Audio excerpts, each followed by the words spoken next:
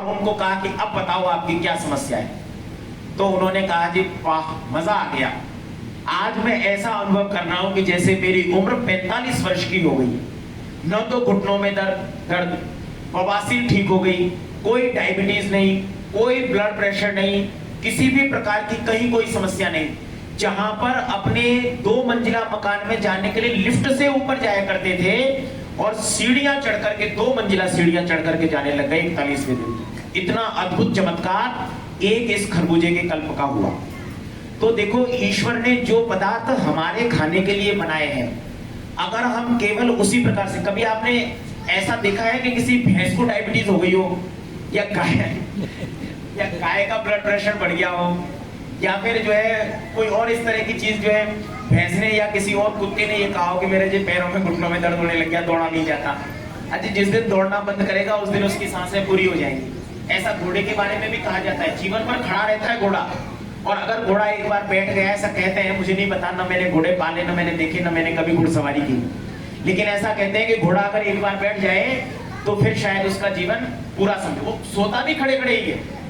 तो इस प्रकार से, और देखो खाता क्या है, घास को खाता है ना, मतलब शुद्ध शाकाहारी है। और हम में से बहुत सारे जो है डॉक्टर के पास चले जाओ, बच्चे को मान लो कोई कमी हो गई प्रोटीन की, फलाना की, तो क्या लिखेगा, इसको आमलेट खिलाओ।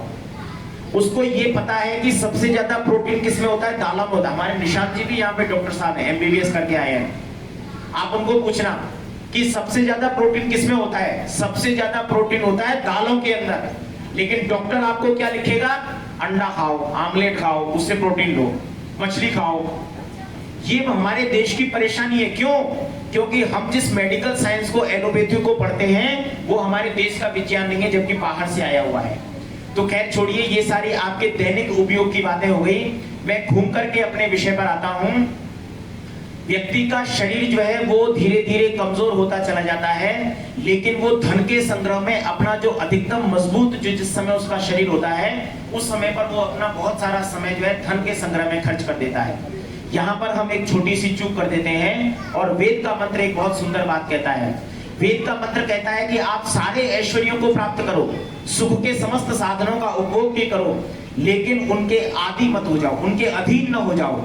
जैसे इंद्रियों का, समस्त इंद्रियों का सुख लीजिए, आप आम को खाइए, तरबूज को खाइए, केले को खाइए, और उस ईश्वर का धन्यवाद कीजिए कि उसने किस प्रकार से अद्भुत फलों का निर्माण किया है।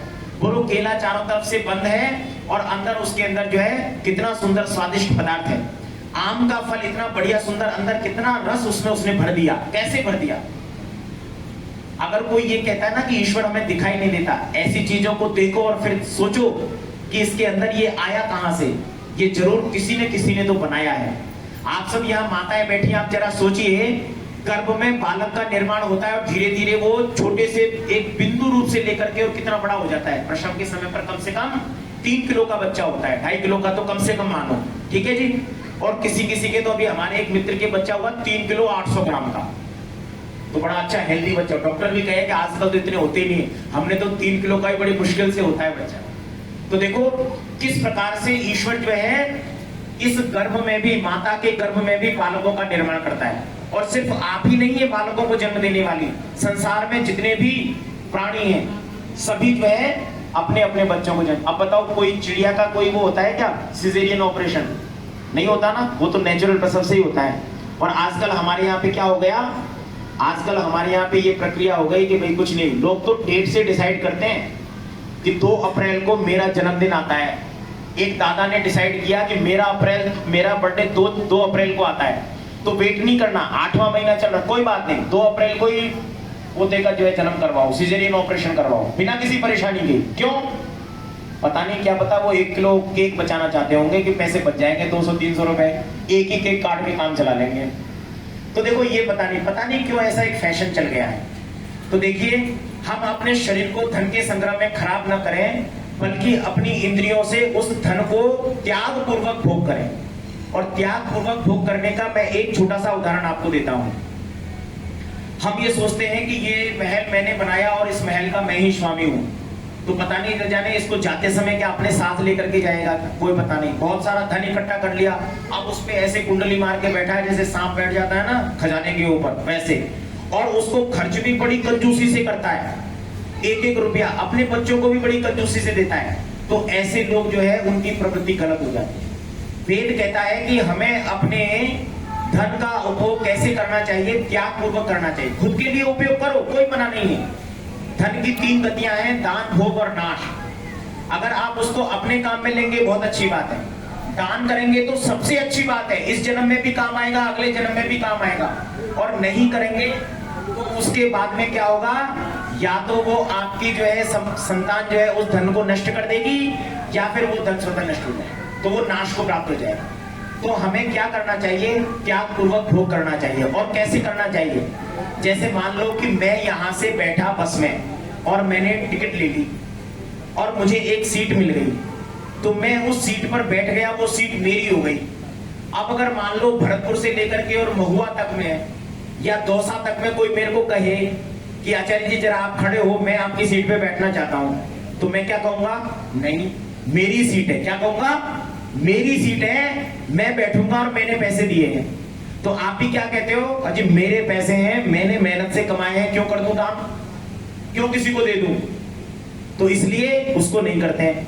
लेकिन ऐसे सोचो कि जैसे मान लो पहुंचते पहुंचते मैं बस्सी और कानोदा तक पहुंच गया, अब यात्रा कितनी सी रह गई है, मान लो मुश्किल से 20 मिनट की रह गई है, और उसके बाद में मुझे किसी माता जी ने कहा कि बेटा जरा उठ जाओ और मुझे बैठ जाने दो, तो मैं क्या सोचूंगा, अब क्या 15 मिनट की बात है, कोई बात नहीं माता जी आप बैठ जाओ। क्यों, उस समय मैंने अपनी कुर्सी छोड़ दी, उस समय मैंने अपनी सीट छोड़ दी। क्यों, क्योंकि मेरे मन में ये भान है कि मेरी यात्रा अब पूरी होने वाली है।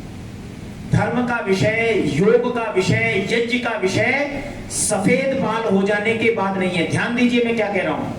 हम ये सोचते हैं कि जवान बच्चे को धर्म के बारे में या सत्संग सुनने जानने की क्या आवश्यकता है, या छोटे बच्चों को अरे वहां परेशान हो जाएगा, मेरे को परेशान करेगा, मैं भागवत में जा रहा हूं तो इसको क्यों लेके जाऊं, मैं यज्ञ में जा रहा हूं तो इसको क्यों लेकर जाऊं। दादियां भी सोचती हैं कि वहां पोता परेशान करेगा, नहीं ले जाती, घर पे खिला लो वही बहुत है। लेकिन ऐसा नहीं है। हम लोग ऐसा सोचते हैं कि जब बाल सफेद हो जाएंगे और हमारा शरीर बिल्कुल कमजोर हो जाएगा, तब हम जो है राम का नाम लेना शुरू करेंगे, वेदों का पाठ शुरू करेंगे।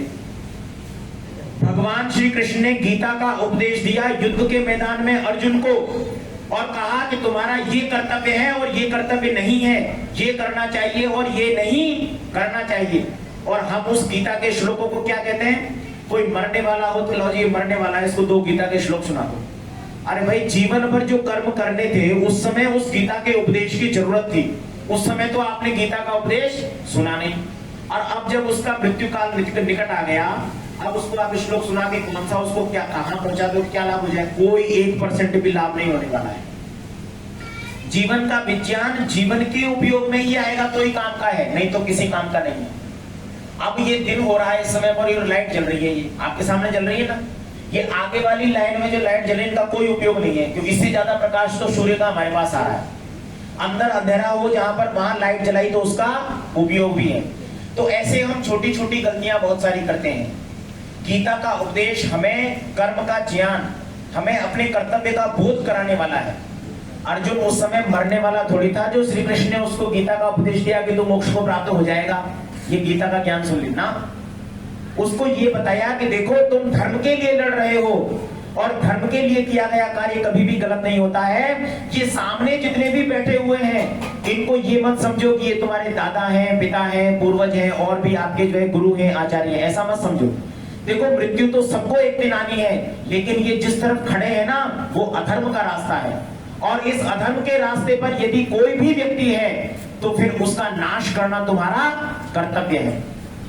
और आज देखो जयपुर में जनता जा रही है, यहाँ से भरतपुर से नहीं, बहुत दूर दूर से जा रही है। कहाँ जा रही है, कहाँ जा रही है, बाबा श्याम नहीं खारे का सहारा बाबा श्याम हमारा। अब उसकी कहानी किसी को पूछो। मेरे को बस में एक जो है मिल गए सज्जन, तो वो मेहंदीपुर बालाजी से और वहां जा रहे थे। मैंने पूछा महाराज कहाँ जा रहे हैं, ये हम खाटू श्याम जी के दर्शन करने। क्यों दर्शन करने जा रहे हैं, कि नहीं उनकी बड़ी मान्यता है, आजकल ये है वो है। मैंने कहा वो खाटू श्याम जी है कौन, जरा मैंने कहा थोड़ा बताओ मुझे। तो उन्होंने बताया कि वो परवरी नाम के एक राजा थे, और उन्होंने जो है न कौरवों की तरफ से लड़ना था न पांडवों की तरफ से लड़ना था, लेकिन उनको ऐसा कोई वरदान प्राप्त था कि उनकी मृत्यु संभव नहीं थी।